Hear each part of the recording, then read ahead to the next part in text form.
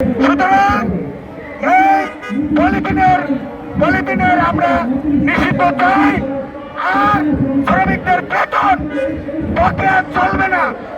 আমার বন্ধু জনাব খায়রুল দেওয়ান চৌধুরী ওরফে খায়রুল দেওয়ান, তিনি জনকল্যাণ পার্টির চেয়ারম্যান, তিনি অলরেজ শ্রমিকদের কথা বলে আসছেন। আজকে তাকে এখানে নিরাপত্তার কারণে হয়তো দেখছি না। তার পক্ষ থেকে জনকল্যাণ পার্টির যে আকাঙ্ক্ষা, বিসিএসপির একই আকাঙ্ক্ষা, উনি যদি প্রধানমন্ত্রী হয়, ইনশাল্লাহ আমি রাষ্ট্রপতি হলে শ্রমিকদের বেতন খাতা, শ্রমিকদের মর্যাদা নিশ্চিত করা হবে। বলেন সুবহানাল্লাহ। তাই না? সুবহানাল্লাহ বলবেন।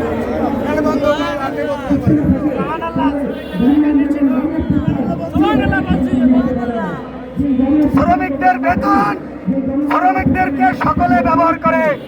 আমি হুঁশিয়ারি উচ্চারণ করে বলতে চাই, গোপালগঞ্জের টঙ্গী পাড়ার Bullet Bairagi, he is my relative also.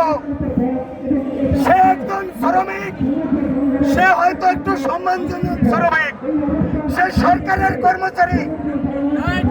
সেই কর্মচারীর বেতন তো দূরের কথা, তার নিরাপত্তা দিতে ব্যর্থ হয়েছে সরকার। সুতরাং এভাবে যদি শ্রমিকদের বাড়ি ফেরার জন্য নিরাপত্তা না থাকে, বেতন করার ডিম্ব, এটা তো বলা বাহুল্য, এটা বাদই দিলাম।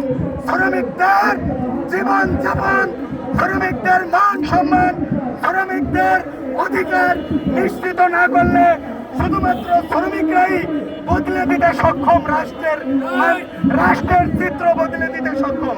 কি বলেন? আমি একজন নিজেও শ্রমিক। আমার থেকে এই যে আমি শ্রমিক খেটে খাই, আমার থেকেও চাঁদা নিছে, চাঁদাকে নিছে। আমি নাম বলে তাকে পচাইতে চাই না। আমি চাই সরকার ফাইন্ড আউট করুক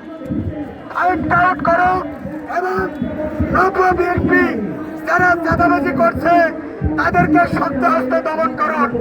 না হলে এই বিএনপি নামক যে সম্পদ, এই সম্পদের মান সম্মানে ক্ষুণ্ণ হবে। সুতরাং চাঁদাবাজি আপনারা আকার ইঙ্গিতে বুঝে নেন। যারা কোনো দল করে না, তারা করে শুধু চাঁদাবাজি।